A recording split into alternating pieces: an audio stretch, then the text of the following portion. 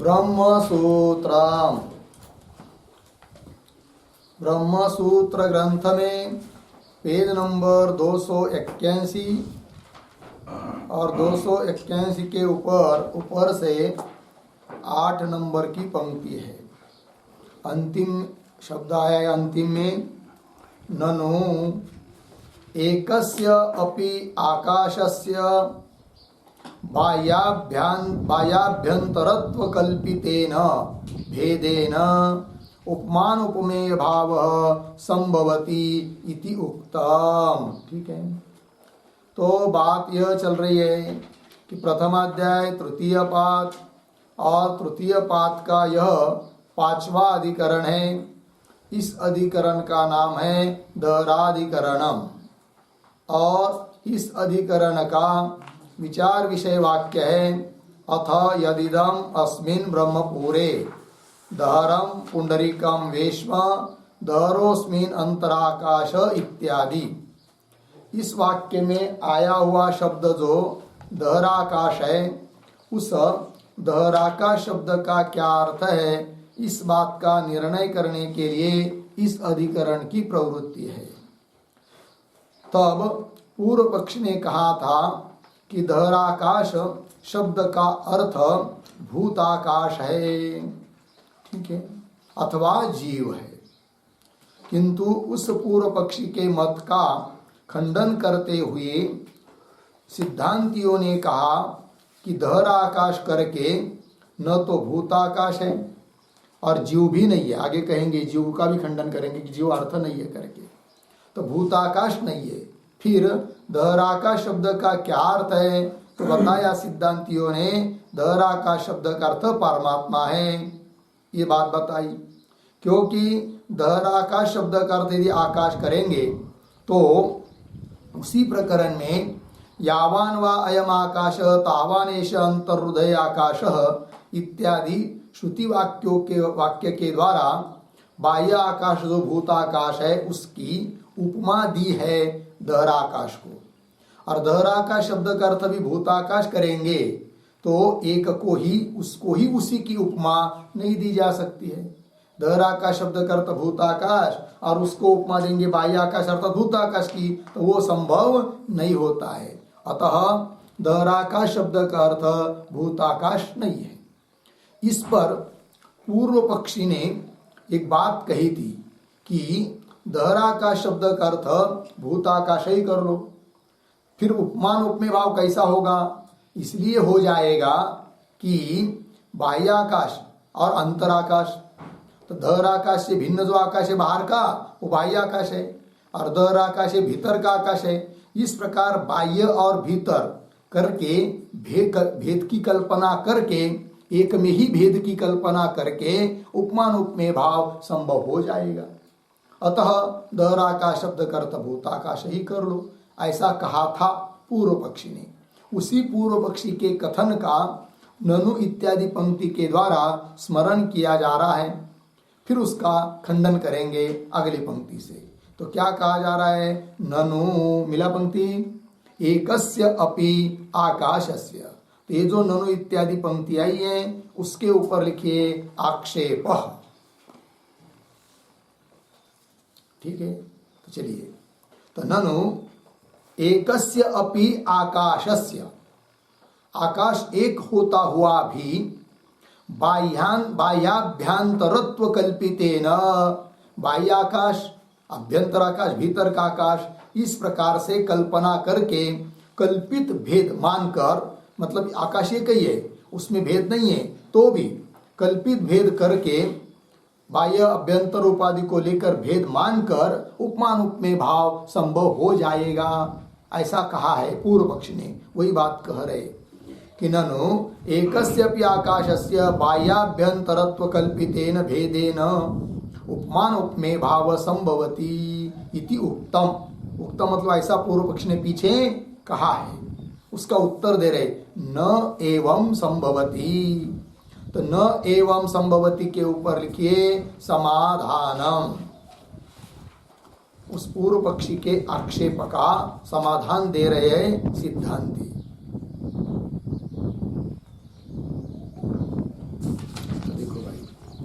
न एवं संभवती, एवं न संभवती, ऐसा हो नहीं सकता। क्यों नहीं हो सकता है? तो बता रहे हैं, अगति का ही इयम गति, यत् काल्पनिक भेदाश्रयणम। सिद्धांती कह रहे पूर्व पक्षी को, हे पूर्व पक्षी, तुम जो कह रहे हैं कि एक ही आकाश में बाह्य अभ्यंतर इस प्रकार की भेद की कल्पना करके उपमान उपमेय भाव हो जाएगा, तो सिद्धांती कह रहे पूर्व पक्षी को, हे पूर्व पक्षी, ये जो तुम कह रहे हो ये हो सकता है, लेकिन कब? जब कोई गति ही नहीं हो, मतलब कोई व्यवस्था ही नहीं हो, कोई पर्याय न हो, तब तो ये बात हो सकती है। किंतु जहाँ गति है, अर्थात उस बात को न मानकर भी यदि व्यवस्था लग सकती है, तो उस प्रकार मानने की जरूरत नहीं है। एक में ही भेद की कल्पना करके उपमान उपमेय भाव मानने की जरूरत नहीं है। वही कह रहे, देखिए, न एवं संभवती, क्यों? अगति का ही यम गति, ये जो गति होती है, गति मतलब व्यवस्था, इस प्रकार की, अगति मतलब जहाँ पर्याय ही नहीं है, व्यवस्था ही नहीं, वहां पर हो सकता है, किंतु यहाँ पर तो व्यवस्था है। तो कौन सी अगति का गति? देखो, अगति का ही इयम गति, क्या? यत काल्पनिक भेदाश्रयण, जो काल्पनिक भेद का आश्रय करके, काल्पनिक भेद को मानकर बाह्य अभ्यंतर को लेकर भेद की एक में ही कल्पना करके उपमान उपमेय भाव बताना, यह तो अगति का इयम गति, जहां पर गति नहीं है वहां पर संभव हो सकता है, किंतु जहां गति है वहां पर संभव नहीं है। और यह प्रकृत प्रसंग में गति है। क्या गति है? तो धराकाश शब्द का अर्थ भूताकाश न मानकर परमात्मा मान लेंगे, तो उस परमात्मा के लिए बाह्य आकाश की उपमा दे दी है, गति संभव है। अतः हे पूर्व पक्षी, तुम्हारा कहना ठीक नहीं है। क्या कहना ठीक नहीं तुम्हारा? कि एक में ही बाह्य अभ्यंतर भेद करके उपमान उपमेय भाव मान लेंगे, यह तुम्हारा कहना ठीक नहीं है, ये कह दिया। अगति का ही यम गति यत् काल्पनिक भेदाश्रयणम, हो गया। इस पर एक वाक्य लिखते हैं,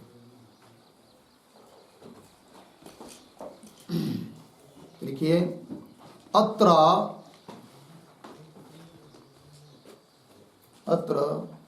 काल्पनिक भेदाश्रयणम, काल्पनिक भेदाश्रयणम न युक्तम, काल्पनिक भेदाश्रयणम न युक्तम, अर्धविराम। वाक्यस्य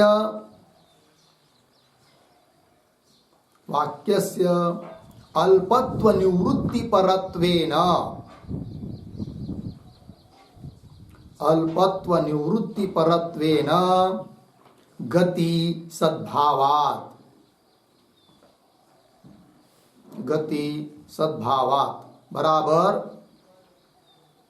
व्यवस्था संभवात्,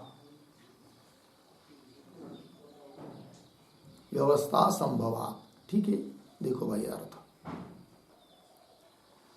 अत्र मतलब इस प्रसंग में काल्पनिक भेदाश्रयणम न युक्तम, काल्पनिक भेद मानकर संगति लगाना कोई जरूरत नहीं है, युक्ति युक्त नहीं है, क्योंकि गति है वाक्य की।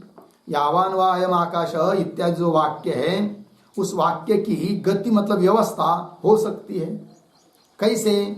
कि उस वाक्य का तात्पर्य क्या है? अल्पत्व निवृत्ति परत्वेन, यावान वा अयम आकाश, इस वाक्य का तात्पर्य क्या है? धराकाश शब्द में जो अल्पत्व प्रतीत हो रहा है, उस अल्पत्व की निवृत्ति परक वो वाक्य है, अर्थात उस अल्पत्व बुद्धि को हटाना, यह उस वाक्य का तात्पर्य है। कौन वाक्य का? यावान वा अयम आकाश इत्यादि वाक्य का। ठीक है, और फिर धराकाश शब्द का अर्थ परमात्मा है, उसमें जो अल्पत्व की प्रतीति हो रही है उसको हटाना, उस वाक्य का तात्पर्य है। ये उसके लिए वो वाक्य है, सादृश्य बताने के लिए वो वाक्य है नहीं है। अतः कल्पित भेद मानकर उपमान उपमेय भाव को सिद्ध करना, ये कोई तुम्हारी बात ठीक नहीं है, ऐसा सिद्धांतियों ने कह दिया पूर्व पक्षी को। ठीक है, चलिए, वाक्यस्य अल्पत्व निवृत्ति परत्वेन गति सद्भावात्। ठीक है, व्यवस्था विद्यमान है। चलिए मूल में अगति का यम गति यत काल्पनिक भेदाश्रयण हुआ इतना। आगे और खंडन कर रहे, अपि च कल्पयित्वापि भेदम उपमान उपमेय भावम वर्णयतः परिच्छिन्नत्वात् अभ्यंतराकाशस्य न बाह्याकाश परिमाणत्वम उपपद्येत। ठीक है, थोड़ा शब्दों का अन्वय। अपि च,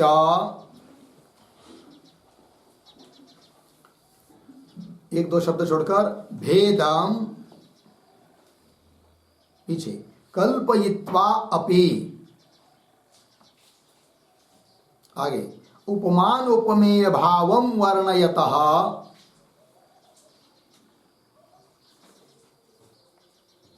आगे अभ्यंतराकाशस्य, उसके पीछे परिच्छिन्नत्वात्, आगे बाह्याकाश परिमाणत्वम, उसके पीछे न बाह्याकाश परिमाणत्वम न उपपद्येत। ठीक है, चलिए भाई, ये जो पंक्तियां आ रही है अपि च, उसके पूर्व में एक वाक्य लिखते अवतरण, पंक्ति स्पष्ट हो जाती है। तो लिखेंगे हार्दाकाशस्य,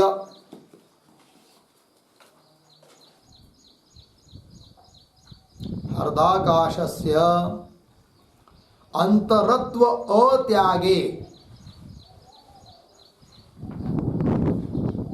अंतरत्व अत्यागे अल्पत्वेन, अल्पत्वेन व्यापक बाह्याकाश सादृश्यम, व्यापक बाह्याकाश सादृश्यम न युक्तम, न युक्तम इति आह अपि च इति, इति आह अपि च इति पूर्ण विराम। एक वाक्य और आगे, अंतरत्व त्यागे तो, अंतरत्व त्यागे तो अत्यंत अभेदात, अत्यंताभेदात न सादृश्यम इति भावः, न सादृश्यम इति भावः। ठीक है, देखो भाई क्या कहना चाहते हैं। तो हार्दाकाश से, हार्दाकाश मतलब हृदय के भीतर जो आकाश है, उसमें अंतरत्व अत्यागे, अंतरत्व, इस धर्म का त्याग नहीं करेंगे तो अल्प ही रहता है, क्योंकि अंतर आकाश है, वो हृदय के भीतर का आकाश है तो अल्प है। और ऐसे अल्प आकाश के लिए बाह्याकाश की उपमा हो नहीं सकती।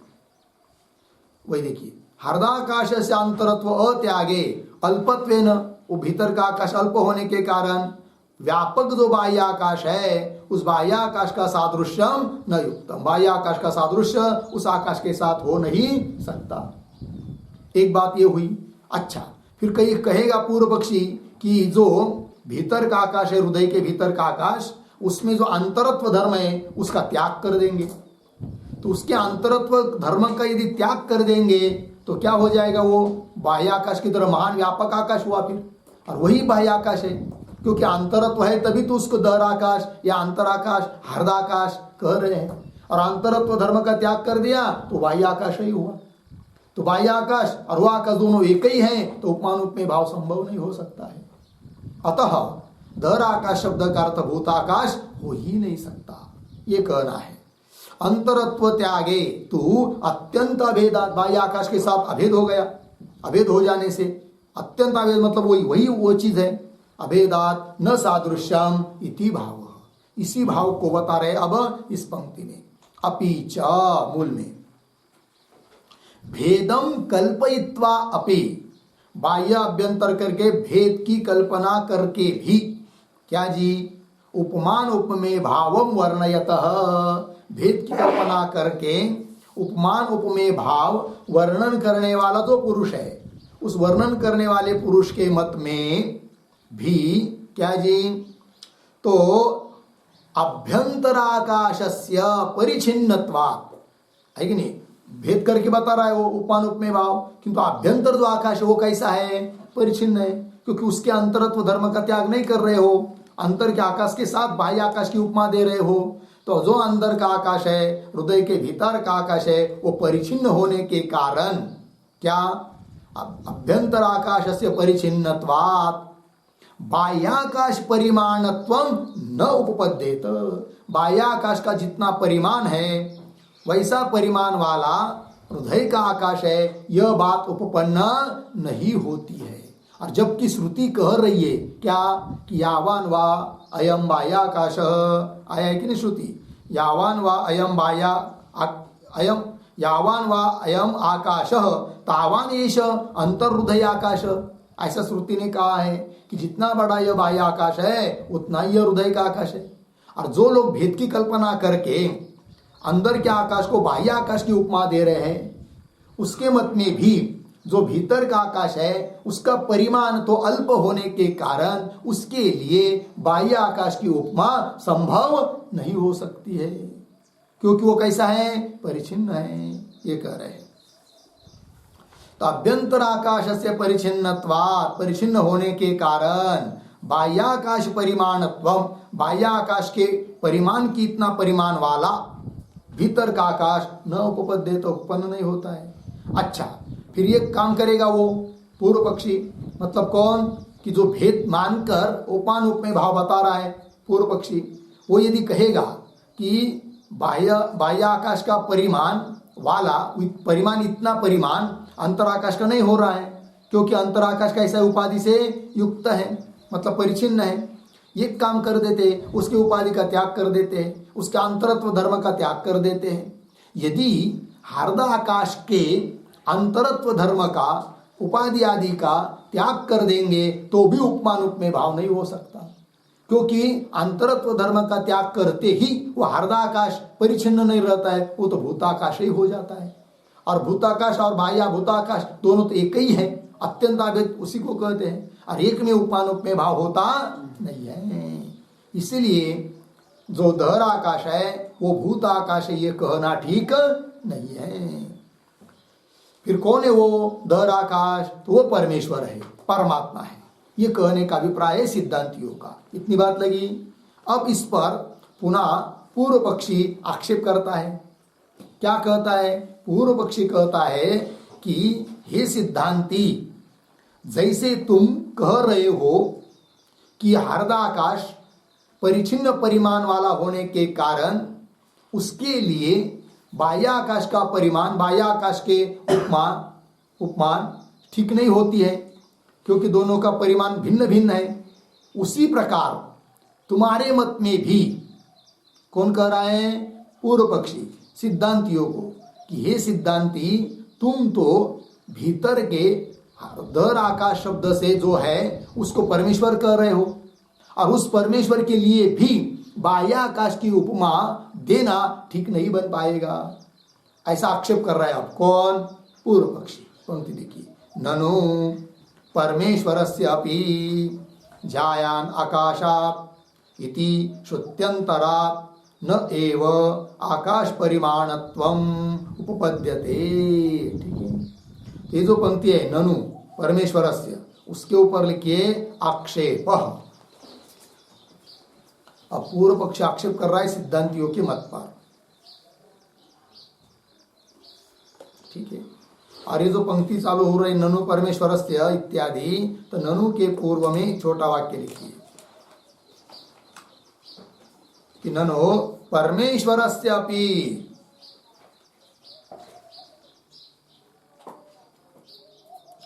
ननु परमेश्वरस्य अपि भूताकाश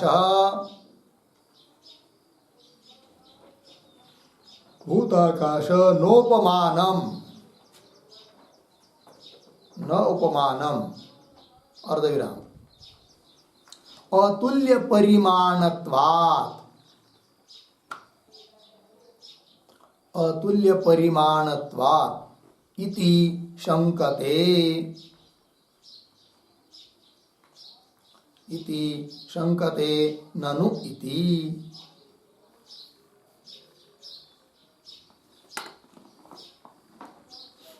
ठीक है, देखो भाई अर्थ।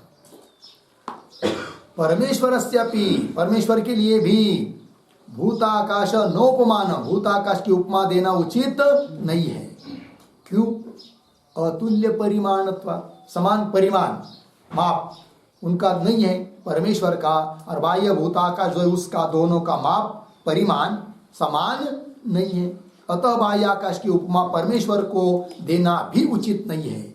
ऐसा पूर्व पक्षी बोल रहा है सिद्धांतियों को, कि जैसे हमारे मत में अल्प आकाश को, धर आकाश को बाह्य आकाश की उपमा देना उचित नहीं बताया आपने, क्योंकि दोनों का परिमाण भिन्न भिन्न है। भीतर के आकाश का परिमाण अल्प है, बाह्य आकाश का परिमाण अधिक है।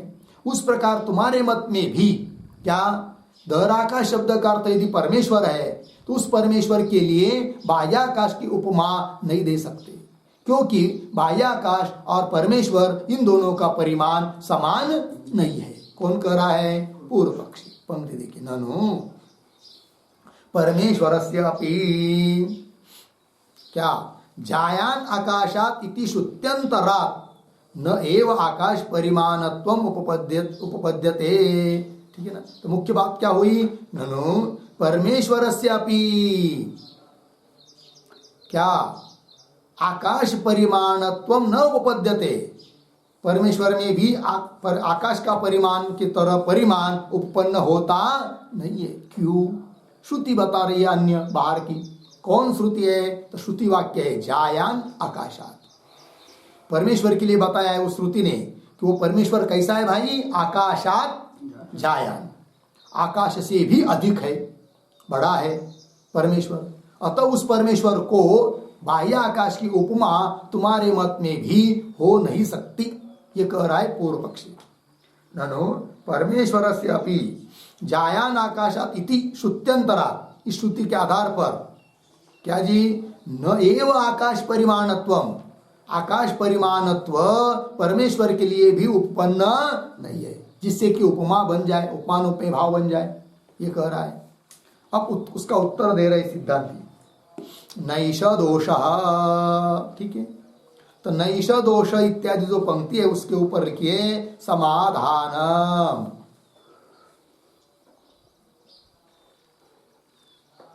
ठीक है, देखो भाई, तो न एष दोष, एष दोष न, सिद्धांती कर रही है कोई दोष नहीं है। कैसे दोष नहीं है? तो आगे की पंक्ति में बता रहे हैं, किंतु उसके पहले नैष, इसके पूर्व में एक वाक्य लिखते छोटा अवतरण, उद्धरण चिन्ह में यावान वा अयम आकाशः,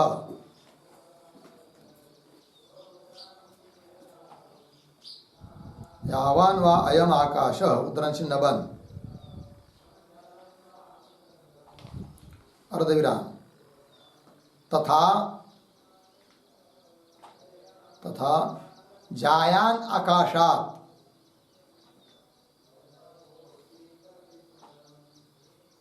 इत्यादि वाक्यम, इत्यादि वाक्यम भूताकाश तुल्यत्व विषयम,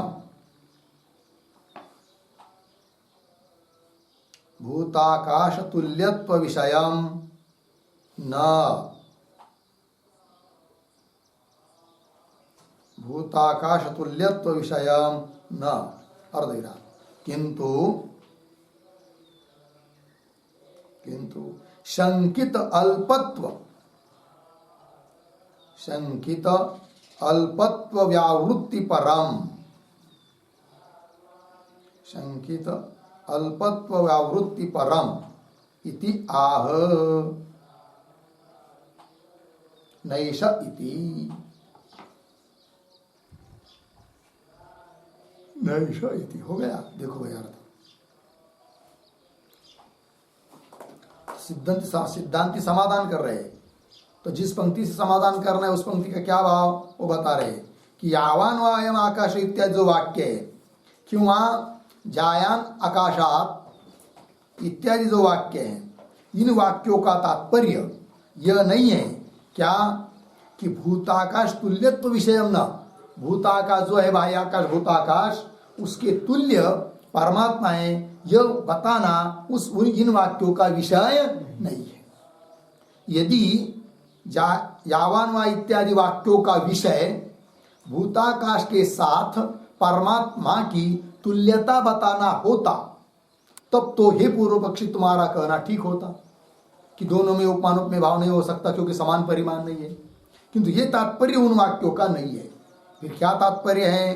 तो शंकित अल्पत्व या वृत्ति परम, उस दहराका शब्द का अर्थ जो परमात्मा, उसमें जो दहरत्व अर्थात अल्पत्व की शंका है, प्रतीति है, उस अल्पत्व की व्यावृत्ति करने के लिए उन वाक्यों का तात्पर्य है।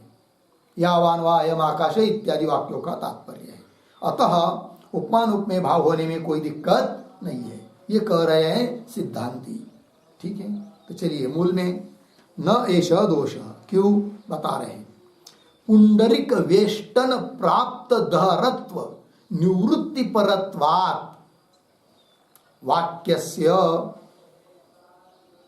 न तावत्व प्रतिपादन परत्वम्। ठीक है, तावत्व प्रतिपादन परत्वम् न, देखिए अर्थ नैष दोष। पुंडरिक वेष्टन प्राप्त दहरत्व, पुंडरिक रूप है कि नहीं, पुंडरिक मतलब कमल, और पुंडरिक मतलब कमल का आकार का है जो हृदय, उस हृदय रूप वेष्टन से, हृदय रूप उपाधि के कारण उस परमेश्वर में प्राप्त जो दहरत्व है, ठीक है ना, उस दहरत्व की मतलब अल्पत्व की निवृत्ति परत्वात् वाक्यस्य, वाक्य का तात्पर्य क्या है?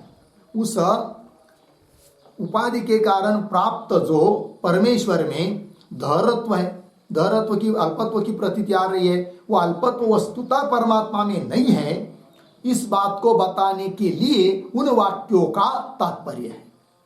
ठीक है, तो निवृत्ति परत्वात् वाक्यस्य ये तात्पर्य है। कौन तात्पर्य नहीं है? तो वो दे रहे आगे, न तावत्व प्रतिपादन परत्वम, तावत्व प्रतिपादन परत्वम न, उन वाक्यों का तात्पर्य ये नहीं है कि तावत्व, तावत्व मतलब क्या? आकाश के परिमाण के इतना ही परिमाण परमात्मा का है, यह बताने का तात्पर्य उन वाक्यों का नहीं है। यदि यह बताने का ही तात्पर्य रहता तब तो हे पूर्व पक्षी तुम्हारी शंका करना ठीक होता। क्या? कि बाह्य आकाश की उपमा भी परमेश्वर को नहीं दे सकते क्योंकि परमेश्वर आकाश से भी अधिक है। किंतु वो समान परिमाणत्व बताना तात्पर्य नहीं है, अपितु भ्रम के कारण जो उस परमेश्वर में अल्पत्व की प्रतीति लोगों को आती है, उस भ्रम को निवृत्ति करने के लिए वो वाक्यों का तात्पर्य है कि वो ये साधक कि तुम जैसे उस हार्द आकाश को अर्थात परमेश्वर को, दर आकाश को अल्प समझ रहे हो, वैसा वो अल्प नहीं है, अपितु आकाश से भी अधिक है। क्यों? यावान वा अयम आकाश, जितना आकाश है उतना वो है, अर्थात वो अल्प नहीं है, ये बताने में तात्पर्य है, ये कह दिया। पंक्ति को देखिए, पुंडरिक वेष्टन प्राप्त दहरत्व निवृत्ति परत्वात् वाक्यस्य। ठीक है, वाक्यस्य पुंडरिक वेष्टन प्राप्त दहरत्व निवृत्ति परत्वात्। ठीक है, न एष दोष, अतः कोई दोष नहीं है। क्यों? तावत्व प्रतिपादन परत्व वाक्यस्य न, वाक्य का तात्पर्य तावत्व परिमाण बताने में नहीं है, ये बात। तो यहां पर पद आया है तावत्व प्रतिपादन परत्व। तावत्व, तावत्व क्या चीज है? तावत्व शब्द का अर्थ लिखिए। तावत्व मतलब भूताकाश परिमाण मात्रत्वम, भूताकाश परिमाण मात्रत्वम, ये उसका अर्थ है। मतलब भूताकाश के परिमाण, इतना ही परिमाण बताने में तात्पर्य उन वाक्यों का नहीं है। और पद आया है वाक्य से, पुनः उसी वाक्य में वाक्य से आया है कि नहीं? तो वाक्य से मतलब कौन वाक्य? तो उस पर भी एक टिप्पणी लिखते हैं उद्धरण चिन्ह में, यावान वा अयम आकाशः, यावान वा अयम आकाशः तावान एषः, तावान एषः अंतर्हृदय आकाशः, उद्धरण चिन्ह बन, अंतर्हृदय आकाश, उद्धरण चिन्ह बन। पुनः अर्धविराम दूसरे उद्धरण चिन्ह में जायान आकाशात, उद्धरण चिन्ह बन, इति च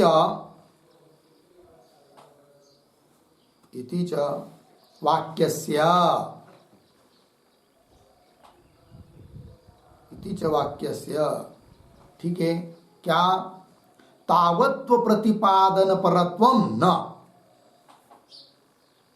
तावत्व प्रतिपादन परत्वम न,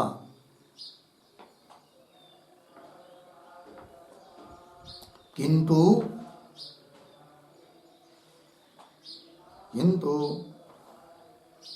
दहरत्व निवृत्ति परत्वम, दहरत्व निवृत्ति परत्वम, ठीक है। दहरत्व मतलब अल्पत्व, अल्पत्व की निवृत्ति परक वो वाक्य है। होगा इतना। आइए, कदाचित अब पूर्व पक्षी कहेगा क्या, तो दो बात अलग अलग हुई ना। पूर्व पक्षी का अभिप्राय क्या रहा कि ये जो वाक्य है यावान वा अयम आकाश, जायान आकाशात इत्यादि वाक्य है, इन वाक्यों का क्या तात्पर्य कि हार्दाकाश बाह्य आकाश के परिमाण की इतना परिमाण वाला है, ऐसा कहने का तात्पर्य है वाक्यों का। ये कौन समझ रहा है? पूर्व पक्षी। और सिद्धांत क्या कह रहे हैं कि उन वाक्यों का तात्पर्य ये बात नहीं है, समानता बताना। फिर क्या है? अल्पत्व निवृत्ति परक वो वाक्य है। अब कदाचित पूर्व पक्षी कहेगा कि उन वाक्यों का तात्पर्य दोनों अर्थों में मान लो। यावान वायम आकाश, जायान आकाश आदि वाक्य क्या कर रहे हैं? अल्पत्व की निवृत्ति भी कर रहे हैं और भूत आकाश के समान परिमाण भी बता रहे, दोनों बात मान लो। तब सिद्धांती कहते ऐसा हो नहीं सकता, क्योंकि एक ही वाक्य के दो अर्थ मानेंगे तो वहां पर दोष आता है, वाक्य भेद नाम का दोष आता है। वही कर रहे आगे, उभय प्रतिपादने ही वाक्यम भिद्येत। मिल गया जी। उभय प्रतिपादने, दोनों बात का प्रतिपादन करने वाले वाक्य है, ऐसा मानेंगे तो वाक्यम भिद्येत, वाक्य भेद नाम का दोष आएगा। ये कह रहे हैं, ठीक है। तो ये जो पंक्ति आई है उभय प्रतिपादने, उसके पूर्व में एक वाक्य लिखिए, अवतरण। ननु हार्दाकाशस्य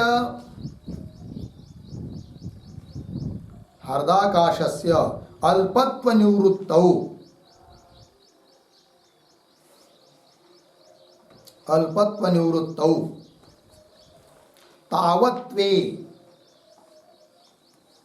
तावत्वे च, कौंस में लिखिए आकाश परिमाणत्वे च, आकाश परिमाणत्वे च, हो गया ना। हाँ, च वाक्यस्य तात्पर्यम अस्तु, वाक्यस्य तात्पर्यम अस्तु इति चेत आह, इति चेत आह उभय इति। देखिए भाई अर्थ कि ननु हार्दाकाशस्य अल्पत्व निवृत्तौ, पूर्व पक्षी कह रहा है कि जो हृदय के भीतर आकाश है उनमें जो अल्पत्व की प्रतीति हो रही है उसके निवृत्ति पर भी वो वाक्य मान लो। और तावत्वे अर्थात आकाश की परिमाण की तरह परिमाण है, इस बात को बताने में भी उन वाक्यों का तात्पर्य मान लो, अर्थात ये कई वाक्य के दो अर्थ मान लो। ऐसा यदि पूर्व पक्षी कहता है तो उत्तर दे रहे मूल की पंक्ति से उभय प्रतिपादन है। इस प्रकार दोनों का प्रतिपादन एक ही वाक्य करेगा तो उभय प्रतिपादने ही वाक्यम भिद्येत, वाक्य भेद नाम का दोष आएगा। लगे पंक्ति, और वो दोष होना ठीक नहीं है। तो वाक्यम भिद्येत, इस पर भी थोड़ा लिखते हैं हम लोग। देखिए, एकस्य वाक्यस्य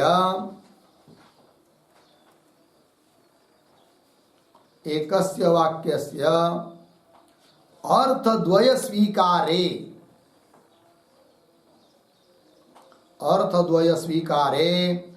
वाक्य भेद दोषः भवति। वाक्य भेद दोषः भवति पूर्णविराम। सह न स्यात्, सह न स्यात् इति अतः अर्थद्वयं न स्वीक्रियते। अर्थद्वयं न स्वीक्रियते पूर्णविराम। इति अतः उत्तरंशन में यावान वा अयम आकाशः इत्यादि वाक्यस्य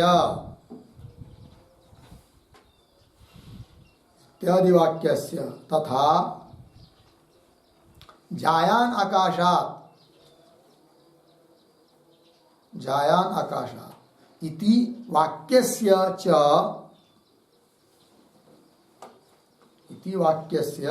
च दराकाश शब्दितस्य परमात्मनः, दराकाश शब्दितस्य परमात्मनः अल्पत्व निवृत्तौ एव, अल्पत्व निवृत्तौ एव तात्पर्यं भवति,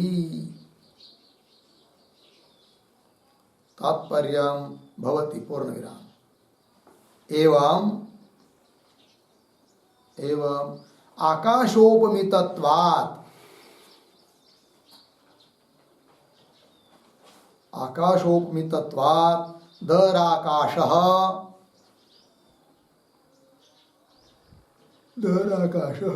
न भूताकाशः इति सिद्धम्, न भूताकाशः इति सिद्धम्। ठीक है, देखो भाई अर्थ। एकस्य वाक्य से, एक ही वाक्य के अर्थ द्वय स्वीकार्य, दो अर्थ मानते हैं तो वाक्य भेद नाम का दोष आ जाता है। स न स्यात्, वो दोष न आवे। इति अतः अर्थद्वयं न स्वीक्रियते, वाक्य भेद नाम का दोष न आवे। इससे क्या सिद्ध हुआ? इति अतः यावान वायम आकाश इत्यादि वाक्य का तथा जायान आकाशात इत्यादि वाक्य का भी क्या जी, तो क्या तात्पर्य है? तो दहराकाश शब्दित जो परमात्मा, दहराकाश शब्द का अर्थ जो परमात्मा है, उसमें अल्पत्व की जो प्रतीति आ रही है भ्रम के कारण, अल्पत्व निवृत्तौ एव तात्पर्य, अल्पत्व की निवृत्ति करने में उन वाक्यों का तात्पर्य है। एवं इस प्रकार आकाशोपमितत्वात्, आकाश की उपमा उस दहराकाश को दी हुई होने के कारण दहराकाशः न भूताकाश, दहराकाश भूताकाश नहीं है, अपितु परमात्मा है। ये बात, इस बात की सिद्धि हुई। चलिए मूल में उभय प्रतिपादने ही वाक्यम विद्येत। आगे चलिए। न च कल्पित भेदे पुंडरीक वेष्टित आकाशैक देशे द्यावा पृथ्व्यादीनाम अंत समाधान उपपद्यते। और खंडन कर रहे भाई सिद्धांती पूर्व पक्षी का, क्या कि दहराकाश शब्द का अर्थ भूताकाश हो नहीं सकता, परमात्मा ही है। क्यों भाई? तो बता रहे न च इत्यादि पंक्ति से। तो न च इत्यादि पंक्ति के पूर्व में एक छोटा वाक्य, सर्वाश्रयत्वादि लिंगेभ्यः,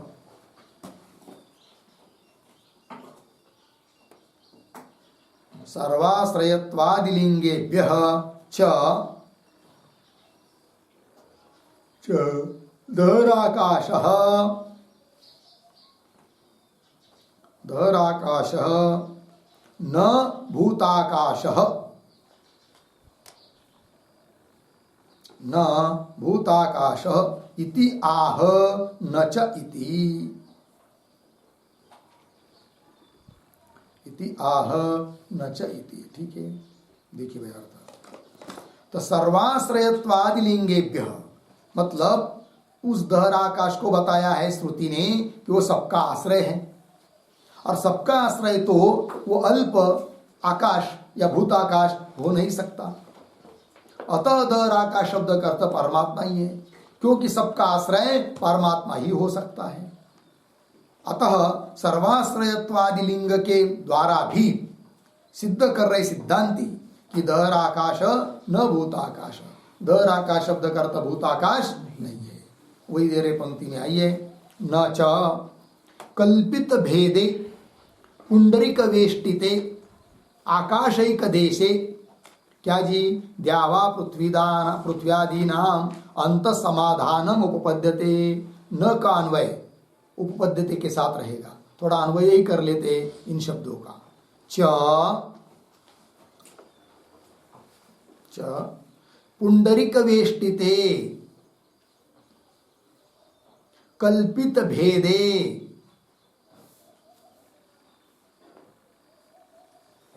कल्पित भेदे आकाशैक देशे द्यावा पृथ्व्यादीनाम अंत समाधानम, फिर वाक्य के आरंभ में आए न उपपद्यते। देखो भाई अर्थ, च और पुंडरिक वेष्टिते, पुंडरिक से वेष्टित है कि नहीं, पुंडरिक मतलब हृदय कमल, उससे वेष्टित अर्थात उसके भीतर वह है उपाधि। तो पुंडरिक वेष्टिते कल्पित भेदे, पुंडरिक के कारण, हृदय कमल के कारण वेष्टित होने से कल्पित भेद वाला जो आकाश एक देश, क्योंकि पूर्व पक्षी तो उस दहर आकाश को आकाश का भूताकाश का ही एक देश मान रहा है।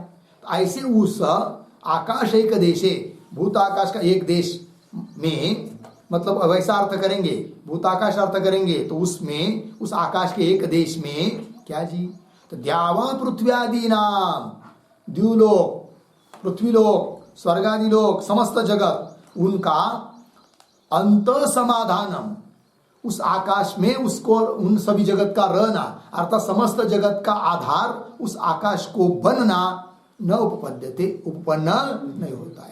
अर्थात द्यू पृथ्वी आदि समस्त जगत का आधार वह पुंडरिक से वेष्टित कल्पित भेद वाला आकाश का एक देश इन सब जगत का आधार बन नहीं सकता। अतः दहर आकाश शब्द का अर्थ भूताकाश करना वो उचित नहीं है, ये कह दिया। द्यावा पृथ्व्यादि नाम अंत समाधानम, अंत समाधानम का मतलब अंत अवस्थान, भीतर रहना, न उपपद्यते, उपपन्न नहीं हो सकता है। इतना बड़ा जगत इतने छोटे से आकाश की एक अंश में, दहर आकाश भूताकाश में कैसा रह पाएगा, नहीं रह पाएगा। अतः दहर आकाश शब्द का अर्थ भूताकाश नहीं है, अपितु परमात्मा है, और परमात्मा में सब जगत रहना संभव है। ठीक, आइए आगे और खंडन कर रहे, एष आत्मा अपहत पापमा विजरः विमृत्यु विशोक विजिगत्सः अपिपास सत्यकाम सत्यसंकल्प इति च आत्मत्व अपहत पापत्वादयः च गुणाः न भूताकाशे संभवन्ति।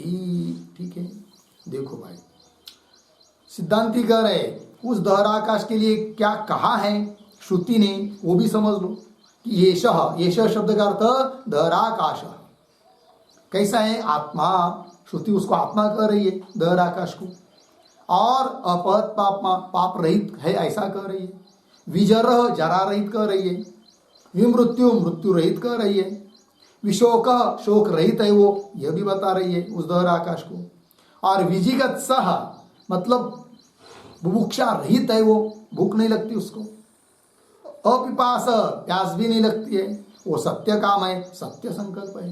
इति च, इस प्रकार उस दहर आकाश के लिए श्रुति ने कहा है क्या? आत्मत्व, आत्मा कह दिया, अपद पापमत्व इत्यादि गुण बताया है। और ये सब गुण न भूताकाशे संभवन्ति, भूताकाश में संभव नहीं है। अतः इसलिए दहर आकाश शब्द का अर्थ भूताकाश नहीं है, अपितु परमात्मा है, ये कह दिया।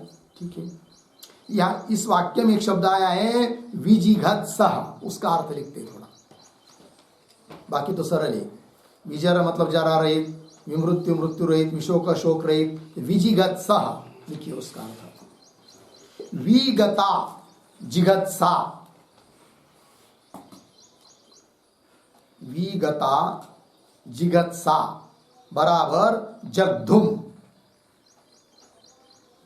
जगधुम कौंस में लिखे अत्तुम, कौंस बंद, इच्छा यस्य, यस्य सह अयम, सह अयम विजिघत्सः, विजिघत्सः बराबर बुभुक्षा शून्यः इत्यर्थः, बुभुक्षा शून्यः इत्यर्थः। ठीक है, देखिए भाई अर्थ। विगता जिगत्सा, जिगत्सा शब्द का अर्थ होता है जगधुम इच्छा, खाने की इच्छा, वो चली गई है जिससे, विगता है नहीं उसमें। तो विगता जिगत्सा जगधुम इच्छा यस्य सह अयम विजिगत्सः, अर्थात बुभुक्षा शून्य। ऐसा है वो कौन? दहर आकाश शब्द से कहा जाने वाला, अर्थात परमात्मा। ठीक है, ये गुण बताया है, धर्म बताया उसके लिए। आइए मूल में, विजिगत्स अपिपास, पिपासा रहित, सत्य काम है, सत्य संकल्प है। इति च आत्मत्व अपद पापमत्वादय च गुणाः न भूताकाशे संभवन्ति। इससे सिद्ध हुआ कि दहर आकाश शब्द का अर्थ भूताकाश नहीं है, अपितु परमात्मा है। ठीक है, अब कदाचित पूर्व पक्षी कहेगा क्या कि दहर आकाश शब्द का अर्थ भूताकाश नहीं कर पा रहे हो, कोई बात नहीं, दहर आकाश शब्द का अर्थ जीव कर लो, ऐसा कदाचित पूर्व पक्षी बोलेगा। तब दहर आकाश शब्द का अर्थ जीव भी नहीं कर सकते हैं, इस बात को अब कह रहे आगे के पंक्तियों से सिद्धांती कि दहर आकाश शब्द का अर्थ यद्यपि आत्म शब्द जीवे संभवती, आत्म शब्द का प्रयोग जीव में हो सकता है, तो भी दहर आकाश शब्द का अर्थ जीव नहीं लेंगे। क्यों नहीं लेंगे बता रहे, यद्यपि आत्म शब्द जीवे संभवती तथापि इतरेभ्य कारणेभ्य, और भी बहुत सारे कारण हैं कि जिस कारणों के बल पर दहर आकाश शब्द का अर्थ जीव कर नहीं सकते। तथापि इतरेभ्य कारणेभ्य जीव आशंकापि निवर्तिता भवति, जीव अर्थ होगा, इस प्रकार की आशंका भी निवृत्त हो जाती है अन्य कारणों से। ठीक है, तो देखिए भाई, ये तो पंक्ति पढ़ी हम लोगों ने यद्यपि इत्यादि, तो उस यद्यपि के पूर्व में एक छोटा वाक्य लिखिए अवतरण। उक्त हेतुभ्यः, उक्त हेतुभ्यः भूताकाशं निरस्य, भूताकाशं निरस्य तद्बलात् एव, तद्बलात् एव जीवम अपि, जीवम अपि निरस्यति, निरस्यति यद्यपि इति। ठीक है,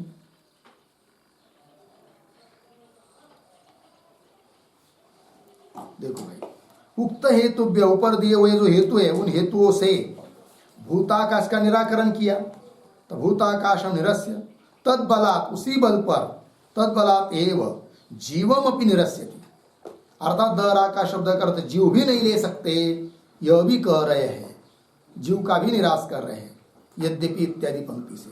तो पुनः पढ़ता हूं, यद्यपि आत्म शब्द जीवे संभवति तथापि इतरेभ्य कारणेभ्य जीवाशंकापि निवर्तिता भवती, निवृत्त हो जाती है। अर्थात दहरा का शब्द का अर्थ जीव भी नहीं कर सकते।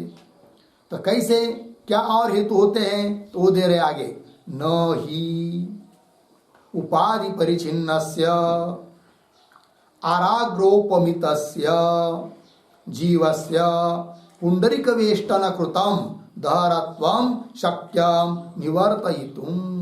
ठीक है, अन्वय देखिए थोड़ा। ही उपाधि परिचिन्नस्य आराग्रोपमितस्य जीवस्य पुंडरीक वेष्टन कृतम दहरत्वम, अंतिम का शब्द निवर्तयितुम, वाक्य के आरंभ में आए न, तो न शक्यम। ठीक है, देखिए भाई अर्थ, उपाधि परिचिन्नस्य जीवस्य, उपाधि से परिचिन्न ऐसा जो जीव, पुनः कैसा, आराग्रोपमितस्य, आरा के अग्रभाग की उपमा दी है जिसको, ऐसा जीव। तो उपाधि परिचिन्नस्य आराग्रोपमितस्य जीवस्य, उस जीव में जो पुंडरिक वेष्टन कृत दहरत्व है, पुंडरिक रूप उपाधि को लेकर जो दहरत्व है, अल्पत्व है, उस अल्पत्व का निवारण कर नहीं सकते, क्योंकि उस उपाधि को हटा देंगे, अल्पत्व को, है कि नहीं, अल्पत्व को हटाने के लिए उपाधि का बात कर देंगे। तो उपाधि का बात कर दिया, वो जीव जीवत्व का रहा, वो तो ब्रह्म ही हुआ, अर्थात परमात्मा हुआ। और हम तो परमात्मा ही अर्थ कर रहे दहरा का शब्द का, है कि नहीं। और उपाधि को लेकर जो है वो जीव, तो जीव अर्थ करेंगे दहरा का शब्द का। तो उस अल्प ऐसे जीव में आकाश की उपमा बन नहीं सकती। और उपमा बनाने के लिए, उपमान उपमेय भाव बनाने के लिए उपाधि को हटा देंगे तो जीव जीव नहीं रहता है, वो परमात्मा ही बन जाता है। अतः कुल मिलाकर दहरा का शब्द का अर्थ जीव भी हो नहीं सकता, ये कह दिया। ठीक है, आगे चलिए। अब पूर्व पक्ष ने एक बात कही थी, क्या, कि दहरा का शब्द का अर्थ जीव ही है, तो भी उसमें बाह्याकाश की उपमा हो सकती है। क्यों, ब्रह्म अभेद विवक्षया, जीव का ब्रह्म के साथ अभेद है, इस विवक्षा से, ऐसा कहने की इच्छा से उस जीव में क्या बाह्याकाश की उपमा और क्या सर्वगतत्व, सर्वाधारत्व, ये सभी धर्म उस जीव में लागू हो सकते हैं। ऐसा जो पूर्व पक्ष ने कहा था वो भी उसका कहना ठीक नहीं है। इस बात को समझाने के लिए पहले पूर्व पक्ष ने क्या बात कही थी उस बात को दे रहे ग्रंथकार। ब्रह्मा भेद विवक्षया जीवस्य सर्वगतत्वादि विवक्षेत इति चेत, मिला। तो ये जो पंक्ति है ब्रह्मा भेद विवक्षया, उसके ऊपर लिखिए आक्षेप।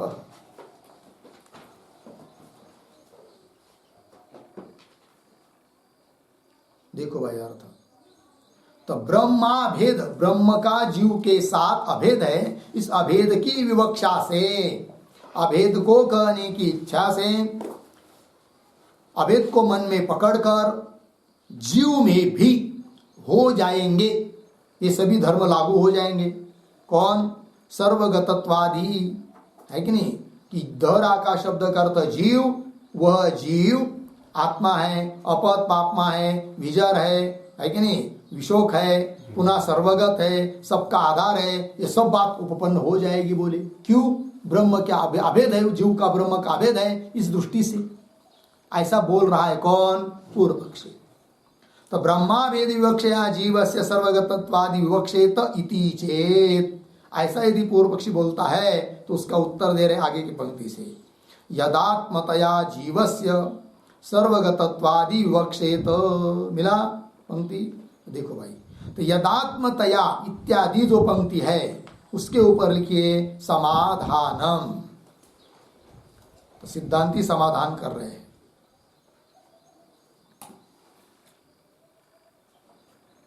तो अर्थ को देखो भाई, यदात्मतया जीवस्य सर्वगतत्वादि विवक्षेत, है नहीं, मतलब जीव में आप, सिद्धांती बोल रहे पूर्व पक्षी को, जीव में सर्वगतत्वादि धर्म बता रहे हो, है कि नहीं?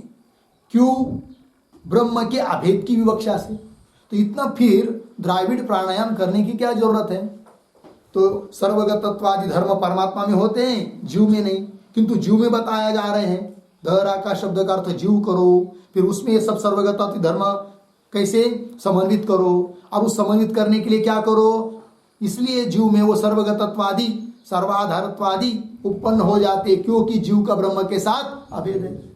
उस ब्रह्म की अभेद की विवक्षा करके जीव में सभी धर्मों का समन्वय करने की अपेक्षा उस दहरा का शब्द का अर्थ जीव करने किया है, उसकी अपेक्षा उस दहरा का शब्द का अर्थ जीव न करके क्या मान लो? परमात्मा ही मान लो, ब्रह्म ही मान लो। क्योंकि ब्रह्म की अभेद की, दहरा का शब्द का अर्थ क्या कर रहा है पूर्व पक्षी? जीव। और उस जीव में क्या करना है? सर्वगतत्वादि धर्मों का समन्वय करना है, और हो तो नहीं रहा है क्योंकि वो जीव है। फिर उसमें जीव में सभी धर्मों का समन्वय करने के लिए क्या करना पड़ रहा है पूर्व पक्षी को? उस जीव का ब्रह्म के साथ अभेद मानना पड़ रहा है, और उस दृष्टि से जीव में सभी धर्म का समन्वय करना पड़ रहा है। किंतु उसकी अपेक्षा क्या कि इतना बड़ा लंबा करने की अपेक्षा क्या? दहरा का शब्द का अर्थ जीव, फिर उस जीव का ब्रह्म के साथ अभेद समझकर उसमें सभी धर्म, उसकी अपेक्षा दहरा का शब्द का अर्थ सीधा कर लो, क्या? परमात्मा ब्रह्म, और उसमें सर्वगत तत्व धर्म ही है, तो दिक्कत करने की जरूरत नहीं है। ऐसा बोल रहे कौन? सिद्धांती। बात समझ में आ रही है? पंक्ति देखिए, यदात्मतया जीवस्य सर्वगतत्वादि विवक्षेत तस्य एव ब्रह्मणः साक्षात सर्वगतत्वादि विवक्षताम इति युक्तम। ये करना युक्ति युक्त है, ये कह रहे सिद्धांती। तो ये जो आगे आया ना, तस्य एव ब्रह्मण इत्यादि, वहां से तस्यैव से आगे थोड़ा सा अन्वय। तो कैसे? साक्षात, फिर उसके पीछे आइए, तस्य एव ब्रह्मणः, आगे सर्वगतत्वादि विवक्षताम इति युक्तम। हो गया। देखो थोड़ा, तो पुनः पढ़ता हूं, यदात्मतया जीवस्य सर्वगतत्वादि, आदि पद आया, सर्वगतत्वादि आदि, आदि शब्द से क्या लेंगे? तो एक शब्द लिखिए वहां पर, सर्वाधारत्वादि संग्रहार्थम, सर्व आधारत्वादि संग्रहार्थम आदि पदम।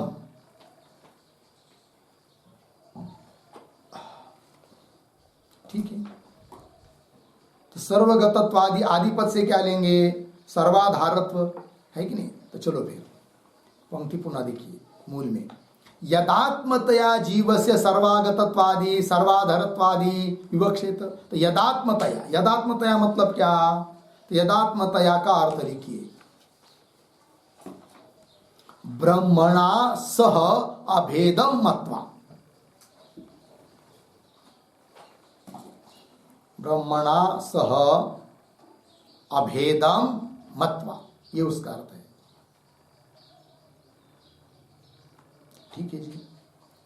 तो यदात्मतया मतलब क्या? ब्रह्म के साथ जीव का अभेद मानकर फिर उस जीव में, जीवस्य, जीव में सर्वगतत्वादि की विवक्षा करे। इसकी अपेक्षा, लग रहे ना पंक्ति, इसकी अपेक्षा साक्षात तस्यैव ब्रह्मण, उसी ब्रह्म के ही क्या वो सर्वगतत्वादि धर्म है, ये मान लो। ये कितना उचित है। अतः दहरा का शब्द का अर्थ जीव नहीं अपितु ब्रह्म कर लो, और सर्वगतत्वादि धर्म उस ब्रह्म के है, सीधी बात हो गई। ठीक है ना? साक्षात तस्यैव ब्रह्मणः सर्वगतत्वादि विवक्षताम इति युक्तम। लग गया जी? आगे चलिए, ये बात हो गई।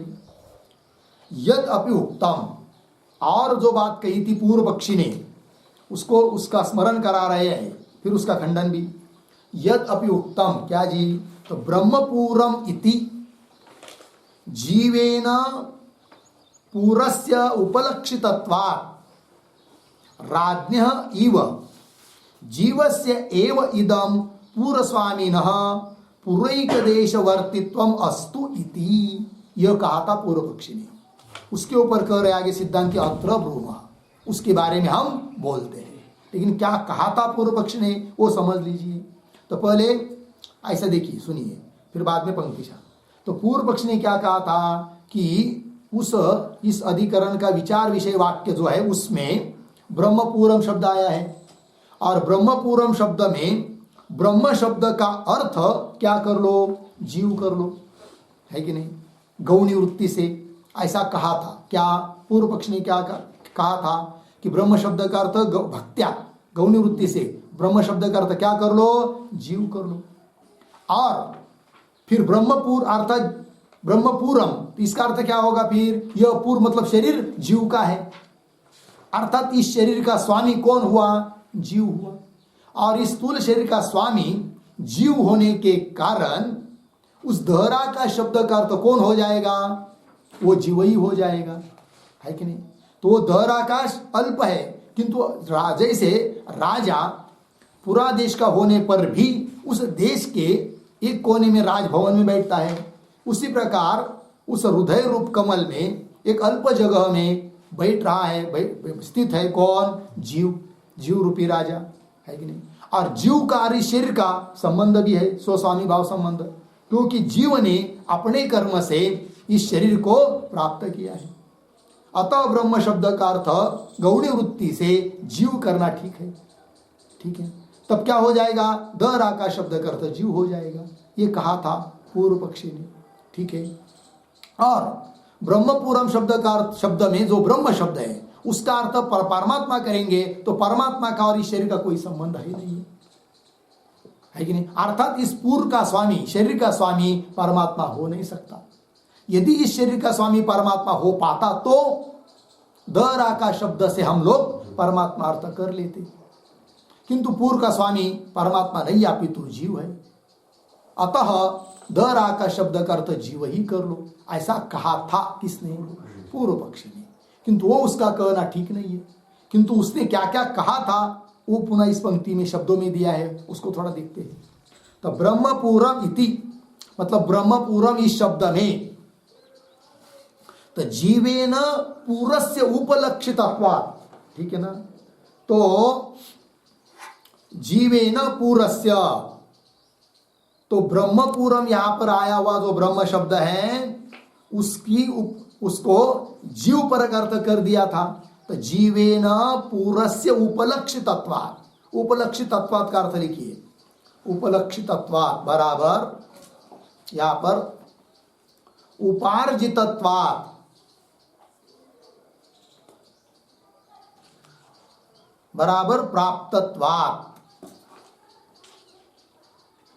प्राप्तत्वात् अर्धविराम स्वकर्मणा इति शेषः,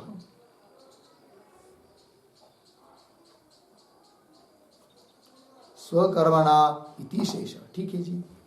चलो भाई, तो ब्रह्मपूरम इति यहां पर जीवेन पूर्वस्य उपलक्षितत्वात्, जीव के द्वारा पूर्व उपलक्षित है, प्राप्त किया गया है ये शरीर, है कि नहीं। अतः ब्रह्मपूरम यहां पर आया हुआ ब्रह्म शब्द का अर्थ गौणी वृत्ति से जीव, ऐसा कहा था किसने, पूर्व पक्षी ने। और राज्ञ इव, राजा की तरह, क्या जी, तो राज्ञ इव के आगे कैसा पढ़ता हूं देखिए थोड़ा अन्वय। तो राज्ञ इव आगे पूर्व स्वामिन जीवस्य एव इदम, पूर्व स्वामिन जीवस्य एव इदम, फिर आगे पुरैक देशवर्तित्वम अस्तु, हो गया। पूर्व का स्वामी, शरीर का स्वामी जो जीव, वो जीव का ही यह पुरैक देश है कि नहीं। पुरैक देशवर्तित्वम, पूर्व के एक देश में रहना वो जीव के लिए है, जीव के लिए ही है। पुरैक देशवर्तित्वम अस्तु इति, इति यद उत्तम, ऐसा जो पूर्व पक्षी ने कहा था। बात समझ में आई ना, पूर्व पक्षी ने क्या क्या कहा था। अब चलिए अत्र ब्रूमः, अब सिद्धांत ही कह रहे हैं उसके बारे में अब हम बोलते हैं। क्या बोलते हैं भाई, तो देखो भाई, पूरस्य एव इदम ब्रह्मणः पूरम सत् शरीरम ब्रह्मपूरम इति उच्यते। क्यों? ब्रह्म शब्दस्य तस्मिन् मुख्यत्वात्। ठीक है, तो उच्यते तक, अत्र ब्रूम से लेकर उच्यते तक कुछ शब्द है ना, उनका थोड़ा अन्वय। अत्र ब्रूम आगे, परस्य आगे थोड़ा, ब्रह्मणः पीछे, एव इदम, परस्य ब्रह्मण एव इदम आगे, पूरम सत् शरीरम ब्रह्मपूरम इति उच्यते।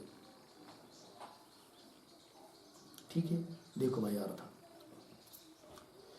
तो परस्य ब्रह्मण, पर ब्रह्म परमात्मा, परमात्मा का ही यह पूर होता हुआ, यह पूर मतलब शरीर परमात्मा का है, परमात्मा का पूरम सत, परमात्मा का होता हुआ शरीरम, इसलिए इस शरीर को ब्रह्मपूरम इति उच्यते, इस शरीर को ब्रह्मपुर कहते हैं। अर्थात ब्रह्मपूरम इस शब्द में आया हुआ शब्द जो ब्रह्म, उसका अर्थ ब्रह्म ही करना है, जीव नहीं। तो अर्थ क्या निकलेगा फिर? यह शरीर क्या है? ब्रह्मपुर है, अर्थात ब्रह्म का है, परमात्मा का है कि नहीं? जीव का नहीं। ब्रह्मपूरम इति उच्यते। क्यों ऐसा? कि ब्रह्म शब्दस्य तस्मिन् मुख्यत्वात्, ब्रह्म शब्द तस्मिन्, तस्मिन् मतलब परमात्मनि मुख्यत्वात्, तस्मिन् का अर्थ परमात्मनि, ब्रह्म शब्द परमात्मा में ही मुख्य है, परब्रह्म में ही मुख्य है, अर्थात ब्रह्म शब्द का अर्थ परमात्मा ही होता है।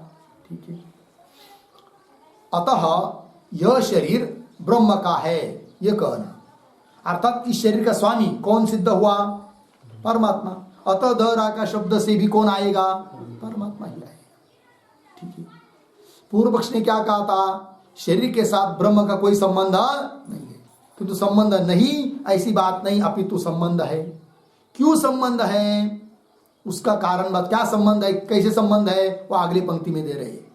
तस्य अपि अस्ति पूरेण अनेन संबंधः उपलब्धि अधिष्ठानत्वात्, इसलिए ब्रह्म का संबंध है।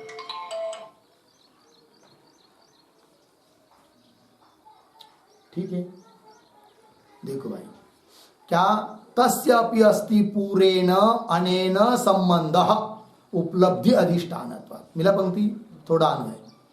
तस्य अपि अनेन पूरेण,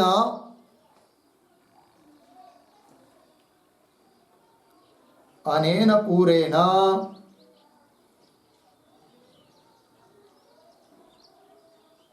संबंधः, पीछे अस्ति, आगे उपलब्धि अधिष्ठानत्वात्। ठीक, देखो भाई अर्थ, तस्य अपि, तस्यापि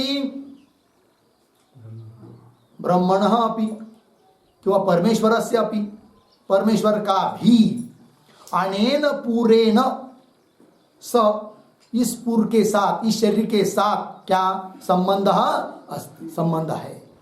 कैसा? उपलब्धि अधिष्ठानत्वात्, उस ब्रह्म तत्व की उपलब्धि इस शरीर में ही होती है, अन्य शरीर में नहीं होती है। अतः हम लोगों का शरीर, उसके साथ ब्रह्म का संबंध है। संबंध नहीं होता तो हम लोगों के शरीर में उस परमात्मा की उपलब्धि अर्थात साक्षात्कार नहीं हो पाता, और उस परमात्मा का साक्षात्कार इस शरीर में ही होता है, अतः संबंध है। तो पूर्व पक्ष ने कहा था कोई संबंध नहीं है, तो संबंध कैसा नहीं है? संबंध है, क्योंकि उसमें ही उसकी उपलब्धि होती है। दूसरी बात, यदि संबंध नहीं होता तो श्रुति में भी इस शरीर के साथ परमात्मा का संबंध न बताया होता, जबकि श्रुतियों में क्या परमात्मा का इस शरीर के साथ संबंध बताया है। कौन वो श्रुतियां हैं? वो श्रुति दे रहे आगे, स एतस्मात् जीवगणात् परात् परम पुरुषयम पुरुषम ईक्षते। मिला कि नहीं? प्रमाण दे रहे, किस बात के लिए प्रमाण? कि इस शरीर के साथ परमात्मा का संबंध है, इस बात को बताने के लिए।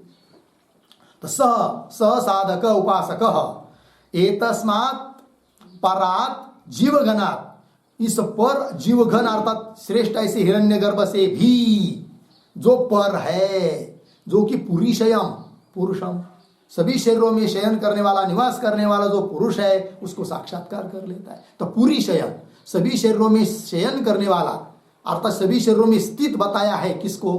परमात्मा को। अर्थात शरीर के साथ परमात्मा का संबंध है। और श्रुति दे रहे, स वा अयम पुरुषः सर्वासु पुरुषु पुरुषयः, ठीक है ना। स वा अयम पुरुष, वह यह पुरुष सर्वासु पुरुषु, पुरुषु शब्द का अर्थ होता है शरीरेषु। पुरुषु मतलब शरीरेषु।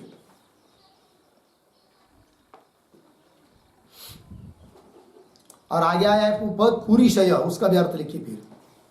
पुरुषु बराबर शरीरेषु, पूर्ण विराम। पुरीशय मतलब पुरी बराबर हृदये, पुरी बराबर हृदये, शयः इति पुरुषयः, पुरीशयः पुरुष इति उच्यते, पुरीशयः पुरुष इति उच्यते। ठीक, देखो भाई अर्थ। पुरुष मतलब शरीरों, शरीरेषु, शरीरों में। वह पुरीशय है अर्थात हृदय में स्थित है। पूरी शब्द का अर्थ कर दिया हृदय। तो पुरीशय मतलब हृदय में शयन करने वाला है, हृदय में स्थित है, इसलिए उसको कहते हैं क्या? पुरीशय पुरुषः। हृदय में स्थित, शरीर में, शरीरों में हृदय, उस हृदय में स्थित है यह परमात्मा, इसलिए उसको कहते पुरीशय। कहने का तात्पर्य इन शरीरों के साथ केवल जीव का ही संबंध है ऐसी बात नहीं, अपितु ब्रह्म का भी संबंध है। अतः ब्रह्मपूरम शब्द से अर्थ होगा कि परमात्मा का ही यह शरीर है, अर्थात इस शरीर का स्वामी परमात्मा है, और जो इस शरीर का स्वामी है वही दराका शब्द से लिया जाएगा। अतः दराका शब्द का अर्थ परमात्मा है, जीव नहीं। यह बात कह दी सिद्धांतियों ने। और भी आगे कुछ कह रहे हैं, है कि नहीं? पुरुषु पुरुषय इत्यादि श्रुतिभ्य, इतना हुआ ना। अथवा, अथवा करके और कुछ बात आगे बता रहे सिद्धांती, किंतु उसका विचार हम लोग कल करते हैं। ओम पूर्णमदः पूर्णमिदं पूर्णात् पूर्णमुदच्यते पूर्णस्य पूर्णमादाय पूर्णमेवावशिष्यते। ओम शांति शांति शांति।